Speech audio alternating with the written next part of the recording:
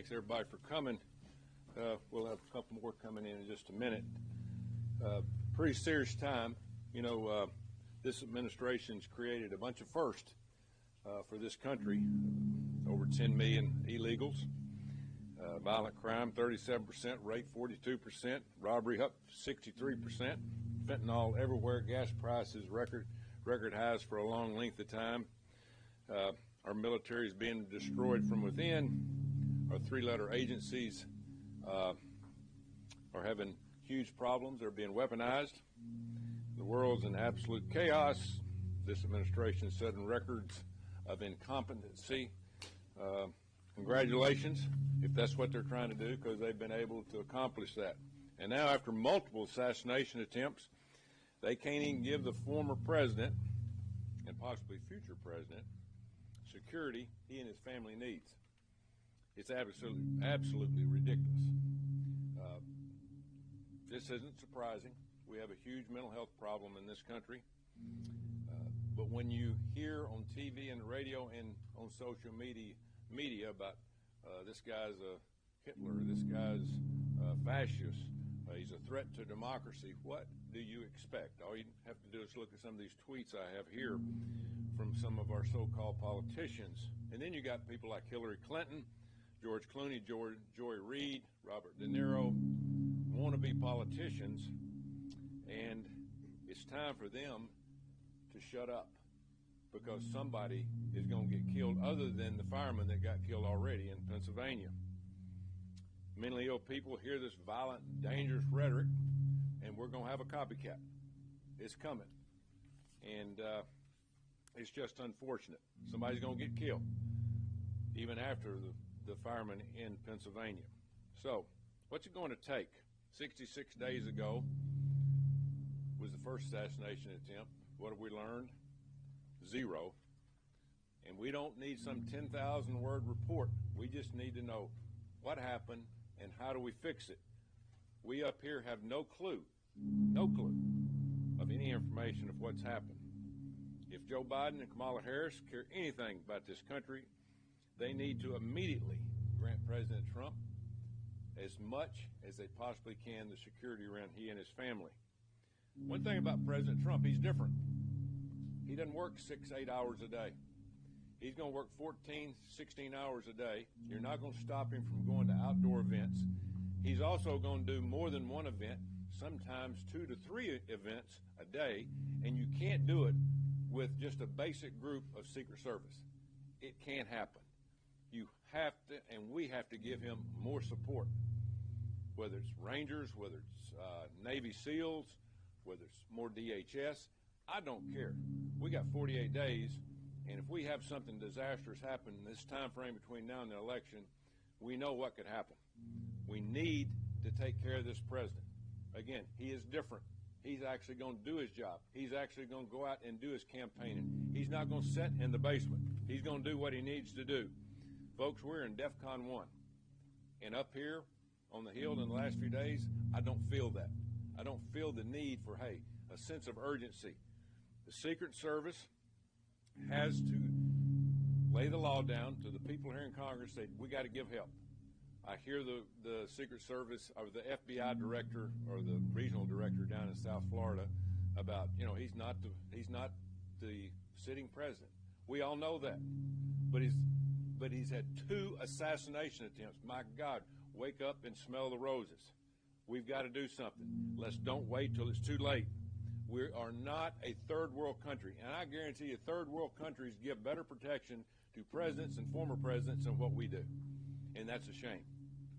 So hopefully we get something done in the near future, because we don't need a disaster on our hands, and this is serious, because there's so much love for this president across the country about how hard he works. This administration is responsible for protecting him. That's very unusual when you have a former president having to ask the present administration that he's running against for protection. It's their time to put up and shut up.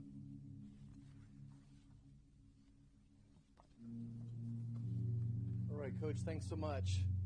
Well, it appears to be open season on presidential candidates you don't like.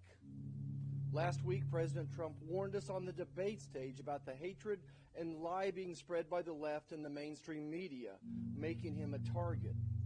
Now another attempt has been made on his life. Now, what was the media's response during the debate? They brushed it off. AB said, moving on. Let's move on. Well, folks, we're not moving on. The Republicans in the House and Senate are not moving on. We'll fight until President Trump is protected and people realize the danger of inciting violence through their rhetoric and their irresponsible reporting. Kamala Harris, Joe Biden, and others have repeatedly labeled Trump a threat to democracy, fueling a very dangerous narrative. Now, why wasn't this assassination attempt major news? Why did the major TV stations not break from their regular coverage? If it had been Kamala Harris, would the media have remained silent?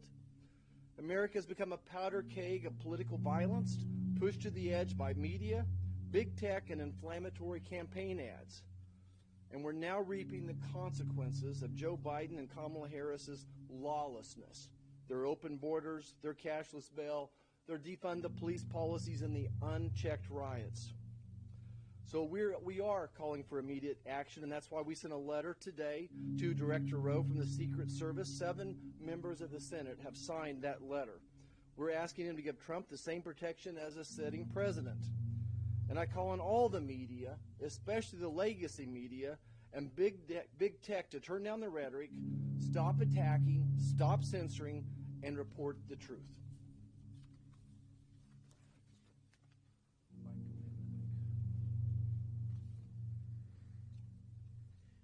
Donald Trump nearly lost his life. This is not the first time it's happened in the last couple months. It's the second time. This was a tragedy that fortunately was forestalled. This gunman, Mr. Ryan Ralph, decided it would be a good idea to hide and wait for him, knowing that he was going to be golfing that day, apparently having been tipped off somehow, hid himself in the bushes.